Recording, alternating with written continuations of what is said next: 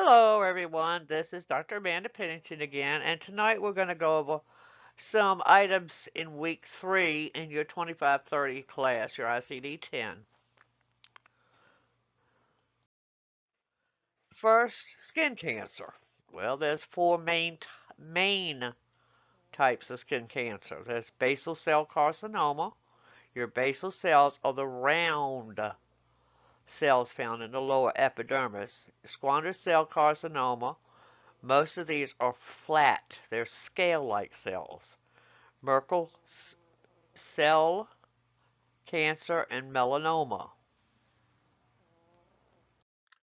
Now, more of a description of these different types. Your basal cell carcinoma are round, they're in the lower epidermis. About 80% of skin cancers develop there are basal cell carcinoma. These develop usually on the head and neck, although they can be found anywhere on the skin. It is mainly caused by sun exposure and develops in people who've had radiation as children.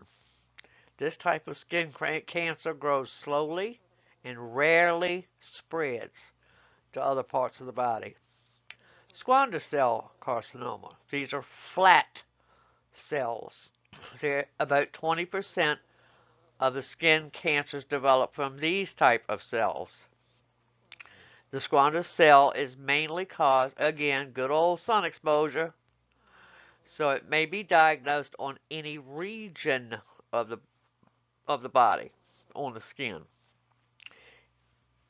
It can develop from skin that has been burned, damaged by chemicals, or exposed to x-rays.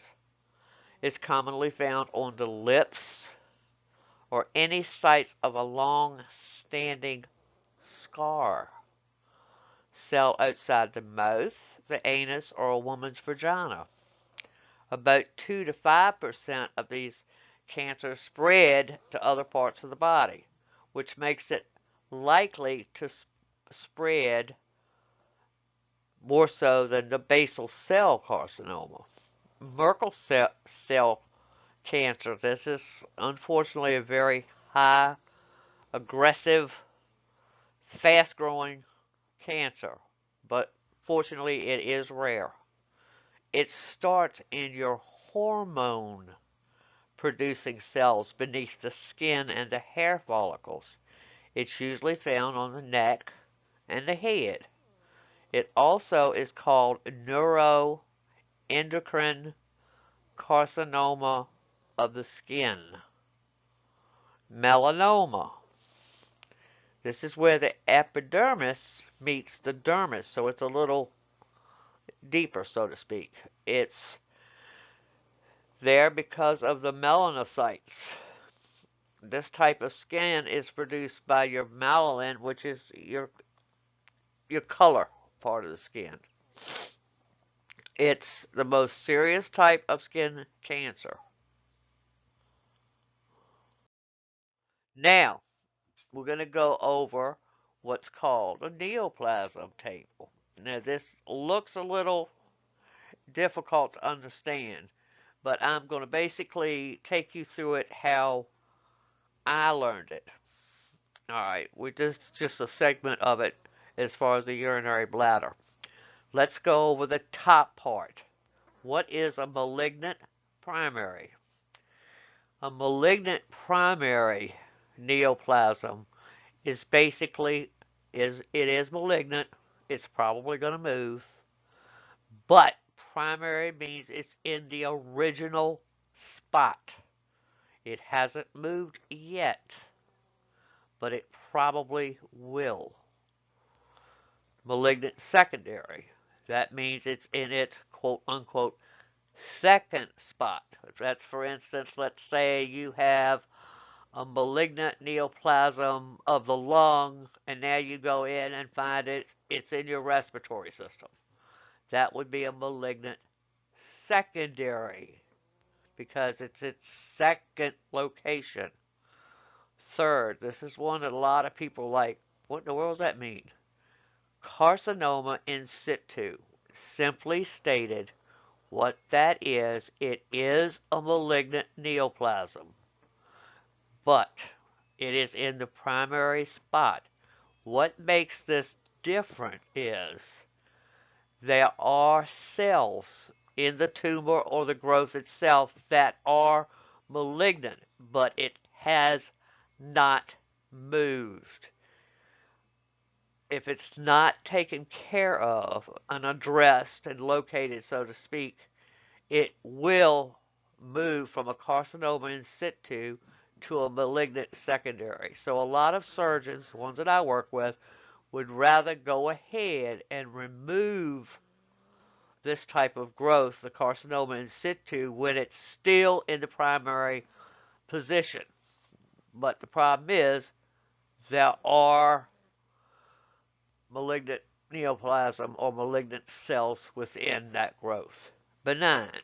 Benign is slow moving. It probably is not really going to move. It could flip on you, but it probably is not going to move. Now, how to tell the difference? Is it a benign neoplasm or is it a malignant neoplasm? The way I look at it, a benign neoplasm is what's called encapsulated, whereas a malignant type of neoplasm is not.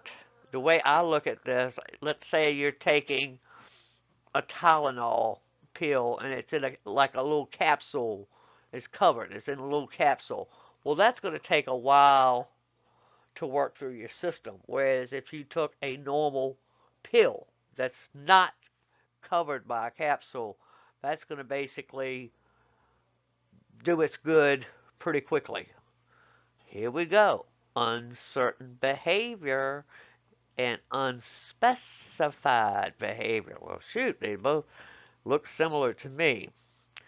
There's a simple difference between these two. Uncertain behavior is basically means that your surgeon or your doctor or the specialist that you go to has done the workup, they have done the lab reports, and they're waiting to get the lab reports back. Everything's done. They're just waiting to get those reports back before they can so-called tell you, yeah, it's malignant or yeah, it's benign. Unspecified behavior is different. You go in, they look at it, they said, well, let's go see what happened. Why don't you come back to me in a month and we'll see. We'll go ahead and we'll do the lab reports then and we'll see what happens. That's a wait and see type situation. Now, if you look at the chart, you've got bladder, dome, neck, orifice, and so forth. At the very bottom, you see what's called overlapping lesion. This used to be called contiguous sites in the old ICD-9 book. This means exactly like what it says. That, let's say you've got a, God forbid, a malignant primary neoplasm, and as the particular growth is, it's in between the dome of the bladder and the neck of the bladder. It's kind of sitting in between that area. That would be called an overlapping lesion. Now, you go lymphoma. Well, what's that? Lymphoma is basically a very common type of skin cancer, but it's basically not really going to do any damage or get any worse. Skin. The reason I put this here is because I struggle like y'all are probably struggling too. I go and look in the table, and I look in the table, and I look in the table, and I can't find it.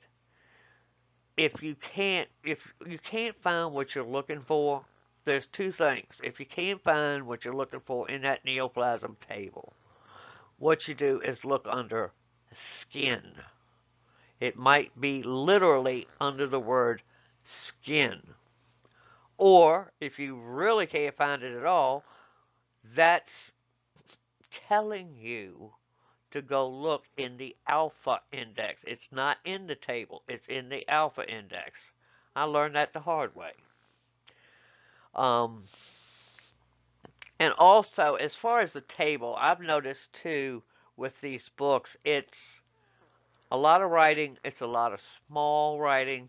It's very hard to tell the difference because the writing is so small. What I went ahead and did, Walmart loves me for this, is I would highlight like the difference, let's say cancer of the bladder. I'd go ahead and highlight the word bladder. And I did this through the entire table. The stuff that was the main basic items there, I would highlight them because it is very hard to see with the writing being so small. So I would highlight all the main terms. All right, flip the script here. Ethology and manifestation. What in the world is that? Ethology is basically the cause of something. Ethology code is an underlying disease that must be listed first before the code for the related manifestation. The manifestation diagnosis is the relevant condition caused by the underlying disease and is never assigned as the patient's primary diagnosis. You see this a lot when you're dealing with diabetes. Let's say you have a term diabetes with renal issues. That means basically the cause of these kidney problems is the diabetes. You had the diabetes first, now it's caused you to have kidney problems. So the diabetes would be first listed and then the kidney issues. All right, examples. And I'm just going to go over the first three of these. Patient presents for drainage of pleural effusion that is documented to be malignant secondary to lung cancer. The patient has a thoracentesis, which is basically they're drawing fluid, and is discharged home. In this case, the primary diagnosis or first listed code would be the lung cancer. That's what they've got first, followed by the code for the malignant pleural effusion. In ICD-10 tabular, the coder will see notes under the category J91.0 to code first in the underlying neoplasm.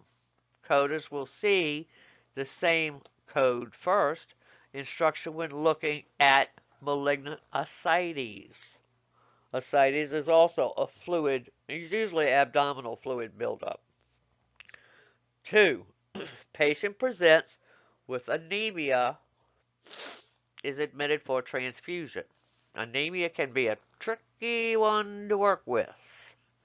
Anemia is documented to be due to, there's that word again, what we covered last time, end-stage renal disease, ESRD. After workup and consultation, when the patient is discharged to follow up and continue their outpatient hemodialysis, MWF. In this case, the primary diagnosis or the first listed code would be the end-stage renal disease and not the anemia because they had the end-stage renal disease first. Now they've got anemia on top of it. Even though the anemia is a condition treated, the focus for the admission, there is instructional notes in ICD-10 tabular instructing the coder to code first the underlying chronic kidney disease. So you see how with ethology and manifestation, you're kind of seeing code first, code first, code first, code first, over and over again. That's basically telling you it's going to be two codes, and it's probably an ethology and manifestation situation going on. Now the third one if you go on to a certification, I guarantee you this one is probably going to be on there. Patient is admitted with acute on chronic systolic congestive heart failure. That's acute on chronic now. And diagnosis with hypertension. So you say, well, how can it be acute and chronic at the same time? This happens a lot with heart failure, and it also happens with bronchitis. Chronic, of course, is a condition that you just keep on having and keep on having and you just can't seem to get rid of it. Acute is a sudden flare-up. So what this is, this person has systolic congestive heart failure all the time. I mean, that's basically what they've got. Now it's flared up. ICD-10 assumes a causal relationship, and it is coded, hint, hint, hint, hypertensive heart disease with congestive heart failure, and an additional code for the specific type of heart failure. In this case, the principal diagnosis is hypertensive heart disease with congestive heart failure would be I11.0 is reported as the principal diagnosis, followed by the code for the heart failure, which is I50.9, under category I50 in ICD-10 tabular. There are instructional notes to the coder. Here we go again. Code first if due to hypertension. There are multiple code first instructions under this category. And last, patient presents with confusion. It's altered mental status, more than normal for them. There's a history of Parkinson's with dementia.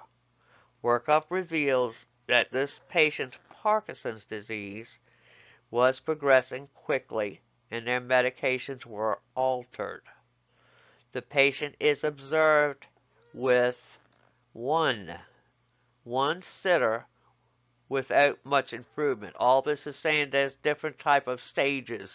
One basically means you're really not getting any better. This is recommended that the patient is admitted to a nursing home that focuses on dementia patients.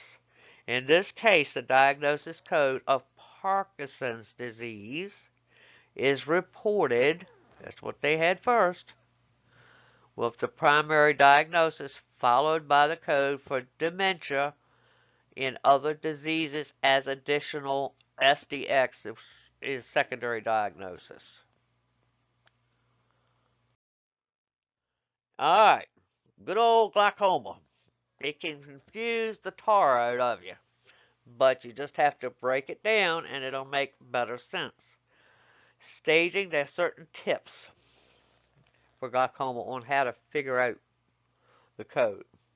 You've got to figure out, is it staging or no staging? Is it laterality or no laterality? Finding the appropriate ICD-10 code for glaucoma diagnosis is initially overwhelming, but you just simplify the task into 5 tips. Tip 1, laterality and staging. Not all codes have laterality. Not all codes require staging. When laterality is required, you usually report the code 6 positions. That's H40.03, and then there's a space, which will be the 6th position. Very occasionally in the 5th position, usually the following. Usually 1 for the right eye, 2 for the left eye, and 3 for both. When staging is required, report the code's 7th position at H40.141 using the following: 0 if they don't give you a stage. 1 is mild, 2 is moderate, 3 is severe, and 4 is undeterminate. Now, examples without laterality. H40.11x3 is the code for primary open angle glaucoma severe stage. Why the X? The POAG, that's primary open angle glaucoma, codes require a staging indicator, which must go in the 7th position. However, the POAG codes don't have laterality, which means there's no laterality indicator to fill the 6th position. Instead, you use the AX as a placeholder. Tip 2. If no laterality. When a diagnosis code does not have laterality, you should code the eye with the most severe glaucoma. And again, you will see this in the future. Let's say you have primary open angle glaucoma and they've tested both eyes and they say the right eye is in severe stage and the left eye is in moderate. You would code the severe stage of glaucoma. And a kid, I know most of y'all have not gone to CPT, but this is tip 3. You link it to your CPT code.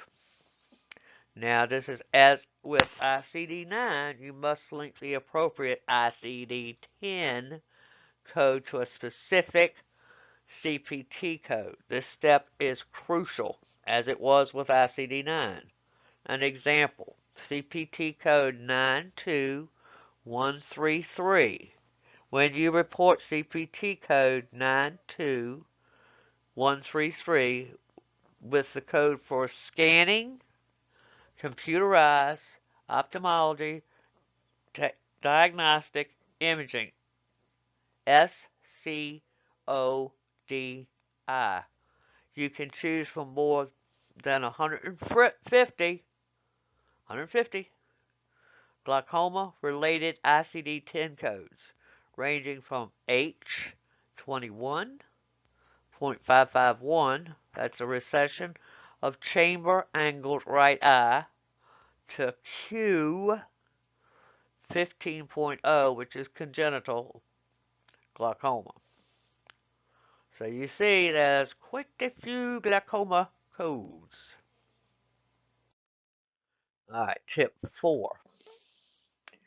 Watch for excludes one notes. These flag diagnosis codes that can't be reported with the same eye at the same time.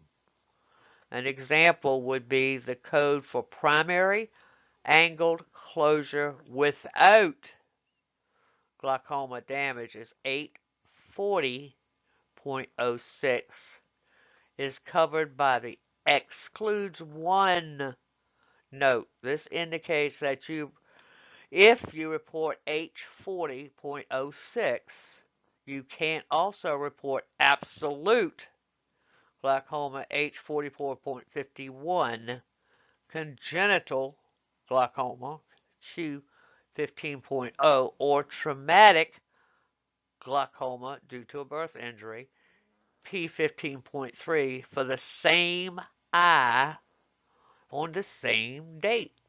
So as you can see, glaucoma codes, they look a little intense, so to speak, but you just basically you've got to break it down, break it down, break it down, and you will find the answer. And look for those boxes. A lot of times with these codes that have seventh characters, there's usually either it's a little pink colored box or in some books there's a green colored box that has like 0, 1. Look for that. With injuries, that would be, and external causes, that would be the little box would have A, initial encounter, D, S, subsequent encounter.